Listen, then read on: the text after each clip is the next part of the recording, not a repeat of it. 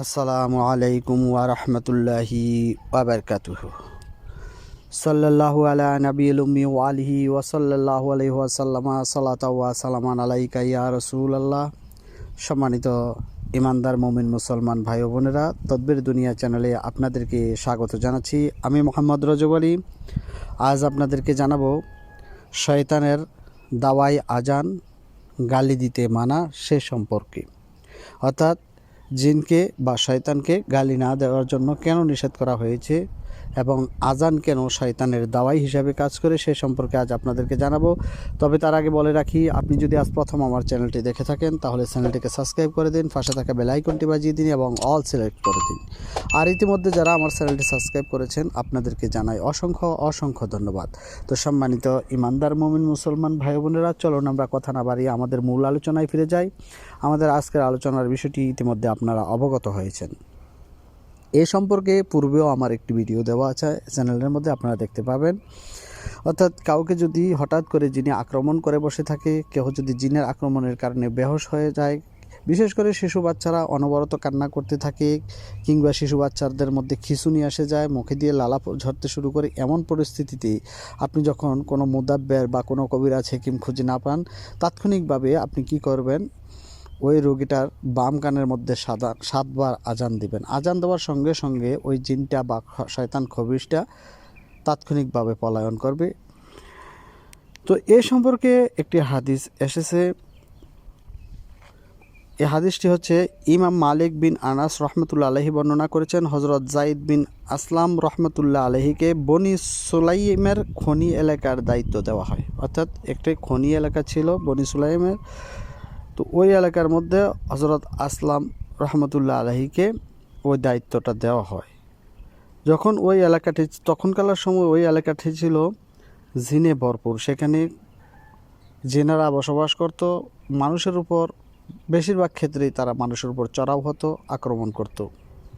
তো যখন এই আসলাম রহমতুল্লাহ আলহী ওই জায়গায় গিয়ে পৌঁছলেন, তখন ওখানকার লোকজন এসে ওনার কাছে অভিযোগ জানালেন যে এখানে যে জিনের উৎপাত রয়েছে, জিনদের কারণে এখানে বসবাস করা ওই এলাকার লোকদের জন্য দুঃসাধ্য হয়ে গিয়েছে। তখন আসলাম রহমতুল্লাহ আলাইহি তাদেরকে পরামর্শ দিলেন যে আপনারা উচ্চ কণ্ঠে জোরে আজান প্রদান করেন। যখন এই জিন কাউকে আক্রমণ করবে আপনারা উচ্চ আওয়াজে আজান দিবেন, তাহলে সঙ্গে সঙ্গে ওই জিনেরা দূর হয়ে যাবে বা ওই শয়তানগুলা ওখান থেকে পলায়ন করবে। তো এই সম্পর্কে রাসূল সাল্লাল্লাহু আলাইহি ওয়াসাল্লাম আমাদেরকে এই শয়তানকে গালি না দেওয়ার জন্য নিষেধ করেছেন। এ সম্পর্কে হযরত আবু হুরায়রা রাদিয়াল্লাহু তাআলা আনহু থেকে বর্ণিত, রাসূল সাল্লাল্লাহু আলাইহি ওয়াসাল্লাম বলেছেন, লা তুসুব্বু শাইতানা ওয়া তাইয়ুযু বিল্লাহি মিন শাররি। অর্থাৎ তোমরা শয়তানকে গালি দিও না, বরং তার অনিষ্ট থেকে তোমরা আশ্রয় চাও। আমরা কার কাছে আশ্রয় চাইব? মহান আল্লাহ পাক রব্বুল আলামিনের কাছে। শয়তানকে গালি না দিয়ে আমরা আল্লাহর কাছে আশ্রয় চাইব যে আউযু বিল্লাহি মিনাশ শাইতানির রাজিম, অর্থাৎ বিতাড়িত শয়তানের কবল থেকে যেন আল্লাহ পাক আমাদেরকে হেফাজত করেন। আমরা তার জন্য আল্লাহ পাকের কাছে সাহায্য কামনা করবেন, আমরা আল্লাহ পাকের কাছে সাহায্য কামনা করব ইনশাআল্লাহ।